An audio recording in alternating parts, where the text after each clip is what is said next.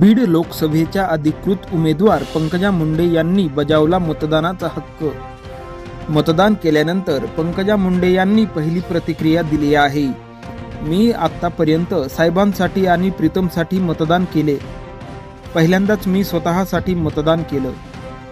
लोकसभेसाठी मला स्वतःला मत मागण्याची वेळ आली असल्याचे देखील पंकजा मुंडे म्हणाल्या। पंकजा मुंडे यांच्यासोबत खासदार प्रीतम मुंडे आणि त्यांच्या आई प्रज्ञा मुंडे यांनी देखील मतदान केले।